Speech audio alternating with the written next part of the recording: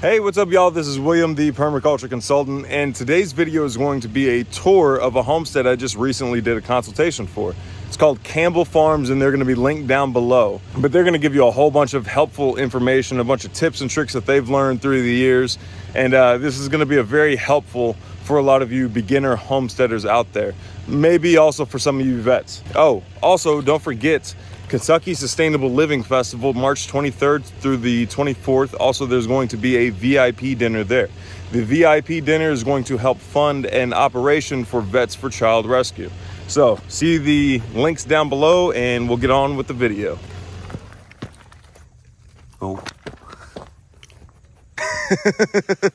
All right, so we'll start here. Guys, well, go ahead and tell them your guys' name, your channel name, and all that stuff, and where they can find you at the beginning of the video. We're on YouTube at Campbell's Farm, I'm pretty sure.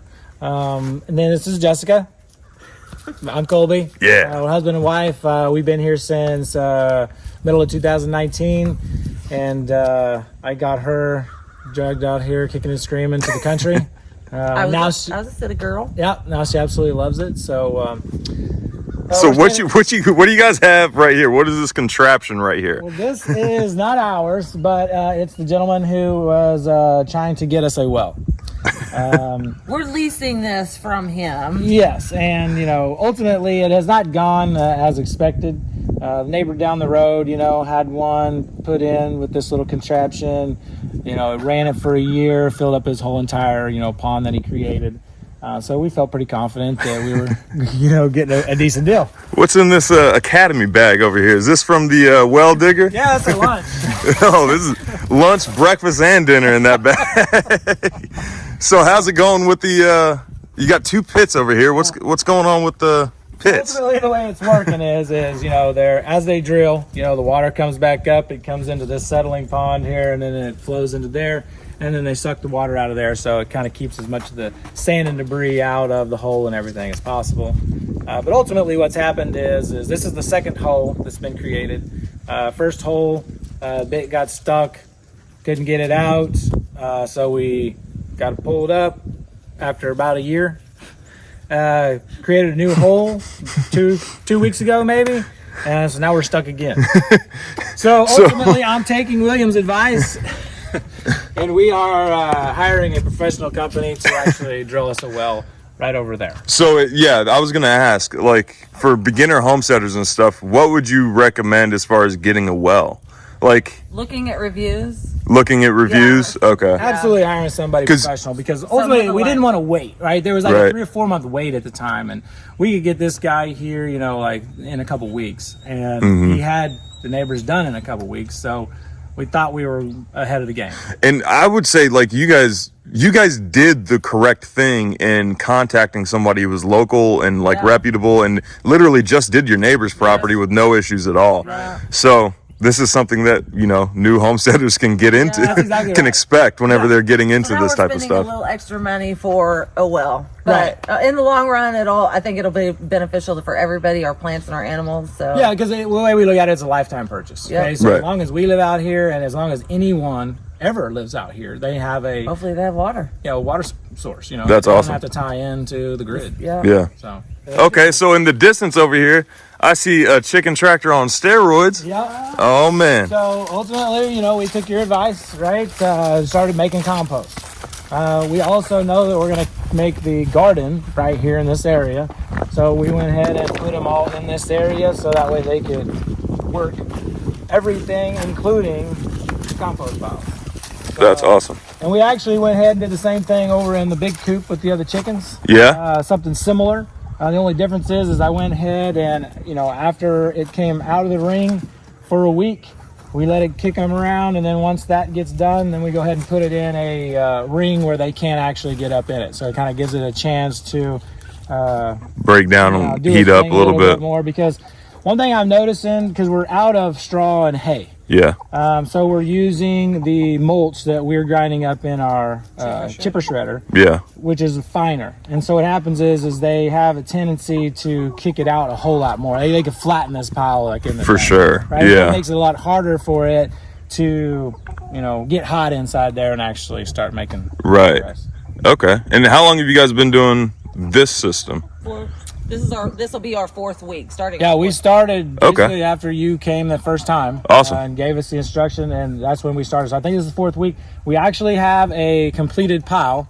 Let's check it out. Yeah, let's check it out. Oh, you got blooms coming in too. Plum tree.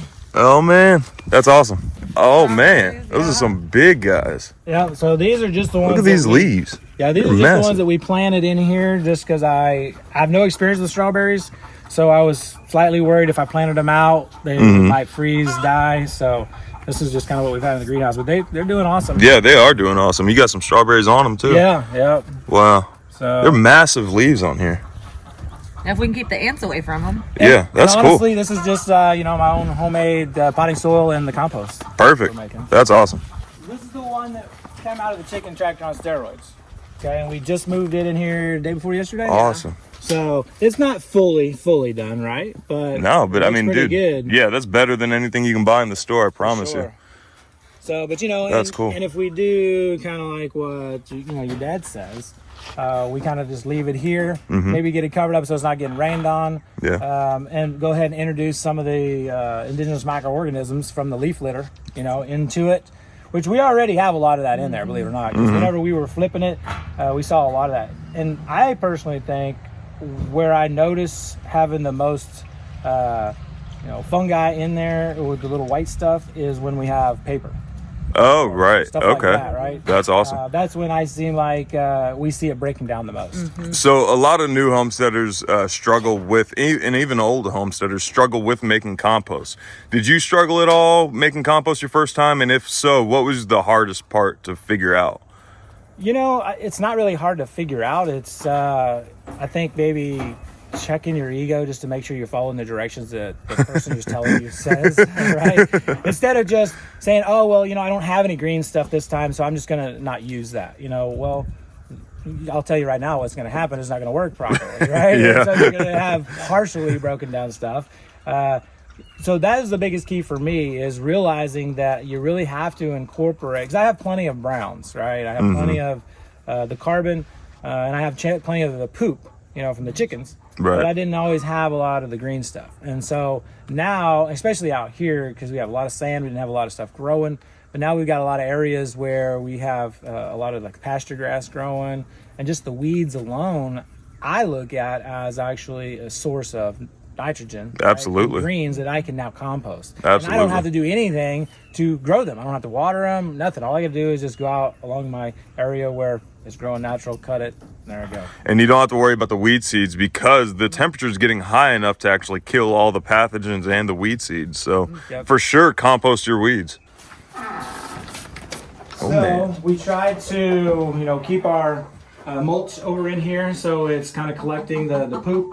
Yeah. And from there, we'll obviously, there's enough in there. We can't put it all in one ring at one time. That's good, because that way it gives us plenty for that one out there as well. But so we're starting with the ring here.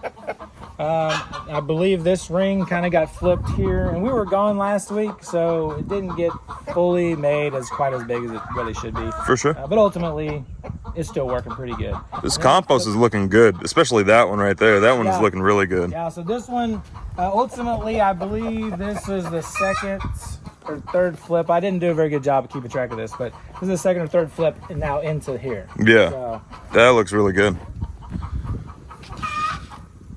Oh, yeah. And here's another thing that I love seeing, right? Every day I come out here, look what you have. You have more fertilizer. Oh, for sure. All around. So you're going to scoop all that up and put it right back into your pile. Yeah, especially when you rake it up and all that stuff, Yes, you're collecting all that new nitrogen additives and stuff like that. Absolutely. And we use less chicken feed. Do you? Yeah, the chickens are eating a lot of this. So we're not having to buy as much grain for the feed. I mean, with the compost piles, all you really have to do is add a carb of some sort because they're getting a lot of protein out of the biota from the compost piles. Yep. So a decrease in feed it should happen. Yep. Also, whenever your garden gets up and running, then you can just take your garden scraps, put it in the bin right here, and then that's your. Yeah, You can eliminate grain almost completely. Yeah, they love it. That's cool. what a lot of the green stuff, because we don't really eat a lot of cabbage or, kale, things like that, but we have the seeds, wherever we got them. So I get them planted, and then we just use that as it grows good, and that's what we use in here as well, and the chickens love it. Right. Good boy. Oh, goodness. Oh, goodness. So, on this football green over here, what do you guys have as far as this little water feature? All right, so this is our natural pool that we created. It looks, it looks like it looks at this time of year. Right? Dude, it looks awesome. It is very cool, especially the summertime. But the reason there's so much algae in it right now, ultimately, is because we're kind of going through the winter. And in the wintertime, the other plants, my lilies and my different, I can't even tell you what all they are, honestly, That's cool. They were birthday presents for her. They work. Yeah, and so, when they're growing full blast, when we got the sun, not only is there more shade in the water, but they are actively using the photosynthesis to take the nutrients out of the water. Cool. Right now, they're not working, so therefore we have nutrients from the fish in the water, and then the algae is what's taking in those nutrients. That's all right. We can use the algae on our plant. For sure. Compost too, or even feed the chickens. Yeah, but we got this idea from David Pagan Butler Yeah. on YouTube. I love the stuff that he shows, and so we are on sand out here, so we aren't able just to kind of dig a hole and throw a liner in it. So we actually had to dig the hole, fill sandbags, and that actually was a 2-summer process. So Oh, wow. we started it. July. Got really busy, Yeah. couldn't finish it, and we came back the next summer. So I think we started it in 2022, finished it in 2020. No, started in 2021, finished it in 2022. Cool. But one thing you never do is leave your sandbags out in the sun. Oh, yeah. They'll totally deteriorate. Especially the cheap ones. Oh, Bonnie's going to show off. Bonnie, you showing off? Dog-friendly swimming pool. It is, absolutely. Wow. Wow. Get on that rock out there. Yeah, they love getting Really? in there, messing around. Do they try to fish? Yeah, You try to get any of the they'll fish? They'll try to snag them. Well, this is Sweetie, the Great Pyrenees, and she has the perfect, most fitting name on earth because she is just a big sweetie. Does she get in the water at all? No, she will not get in the water. No. You know how much water she'd bring out of this doggone pool? I know. She'd just suck it out. Not only that, but we probably have giant clumps of hair in it. Oh, for sure. But the good news is we don't have a filter, like an actual pump, Right. right? So the way this works is we actually have perforated pipe. I think it's like 3-inch pipe that runs in kind of a circle around this. And it's connected to a PVC upright here and on that side. And then there's another PVC on the inside of it. So there's like a 3-inch on the inside of a 4-inch. And the way it works is as that air comes up that inside column, it sucks the water with it, and it's pulling it from this gravel bed that we have, which is basically pea gravel. So everything kind of settles into the gravel area and then gets pumped back up. That's really cool. And those are, I'm February of 2023 now. Okay. Organizing all of our. How many pigs have you guys, I guess, batches have you guys done so far? Well, we've had them for 3 years. We didn't really expect 3 or 4 batches that we did have at one time, but Yeah. we probably had 30 full-grown pigs on the property at one time. Okay. So 3 years. I would say the number of litters we've had out here would probably be 8 to a dozen. Okay. And would you recommend pigs for beginner homesteaders? If they have land that needs cleared. I would say, yeah. I mean, listen, pigs aren't that difficult if you do it the right way. Yeah. Right? If you train them up to if you're going to pasture them or run them in paddocks, you got to have the electric fence. Right. Period. Yeah. Otherwise, you're going to be spending a fortune on fencing. And then it's all permanent, and you'll have to take it all down if you ever want to use that land for anything besides just a pig pen. Yeah. So, I would say so, honestly. But here's the thing that I would say to don't do. Don't start breeding them right away. Okay? Right. Yeah. Get you some pigs that you can put in your paddocks, raise for 6 months, put them in the freezer, and see how you like it, right? Right. And then at that point, you can make a decision, hey, do we want to do that again? Or do we want to get one female and one male, Right. okay, and then just have a litter? Or maybe you just go ahead and get a pregnant female, have a litter, see if it's something that you like. That way you don't have to try to get rid of a boar and a sow. Right. Okay. If you decide that you don't want to do that. Yeah. So you have a little friend that just popped up in the background. Oh my This goodness. is Donkey, the neighbor. This is my buddy. He does not like the dogs, Poor dog. but when he sees us out, he lets me love on him. He's a short little guy, isn't he? Yeah, he's a 22. yep. 22 years old. 22 years old. Yep. He's got good feet. And Bo, the horse, is his buddy. Way back up in there. Way back up. Yeah. So this is the food forest up at the front of your property, right? This is the food forest. Yeah, this is the food forest. This is the most recent one. Yeah. And you can kind of tell as you look, you know, there's different layers, right? So we went probably 50 feet that direction at one time, right, to start. And then we've kind of progressively added mulch onto it. But here we just recently, because here in Texas, where we are, you just don't have enough time in a day to water everything. Okay. Right. You just can't do it. So we got it set up on a timer. We probably will change it to where it's automatic. We'll have it set up to do, you know, like real early in the morning and then late at night. So we don't have to actually even come out here and turn this on. But at the moment, the well guys are, you know, in the way and all that stuff. So, yeah. But you can see, okay, so this is a strawberry. Okay. You see how there's absolutely no leaves on it and Yep. it's stripped? That's what those ants do. Those leaf cutter ants. Yeah, that's what the leaf cutter is. Says you got one right there too. Oh man. No leaves. It Right here. stripped this plum twice last year. You Yep, know, it and was it's still come beautiful. back. Dang. And then all the leaves gone in one night. Leaf cutter ants. All right. So you also have composting worms out here, and you have two different methods of doing your composting worms. This is one that you created. Go ahead and tell me what you got going on here. All right, so you know, ultimately had these totes, cut it in half, and I've got the bottom half, of course. So that way we actually have this valve, and I always leave it open so that way it doesn't build up excess moisture in there in the bottom. But I also love to water a lot. The worms love the water a lot, and ultimately what you get, right, whenever you water these guys quite a bit, is you get to put all their good stuff that they're putting in here runs into the water, right? And then we get the nice worm tea runs into that. Then I can dilute it and go spray it on my plants or put it in the soil. I love to actually dilute it and put it in all the stuff I have, like all my seedlings and the things that I got growing in the pots, because it seems like it just makes a big difference. So what's your process with the worms? Like, how often do you give them food scraps? Are there any food scraps you don't give them or anything? Stick away from any kind of cheeses, meats, you know, dairy of any kind. What I like to do is leftovers from the garden or leftovers from the kitchen, you know, any kind of fruits, vegetables, things like that. And the best way to do it is go ahead and blend it all up, get it all into a mush, and then you can come out here and just pour it all along this top here. And then I have found out that I use bubble wrap, but, you know, any kind of plastic, but the bubble wrap's pretty cool because it has air gaps in here, Right. you know. But then you just cover everything up, and those guys will probably have it eaten in a week or two. So how often do you have to feed them?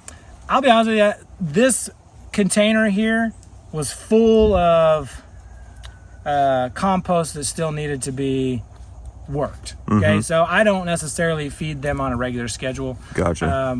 I just kind of feed them whenever I have the opportunity.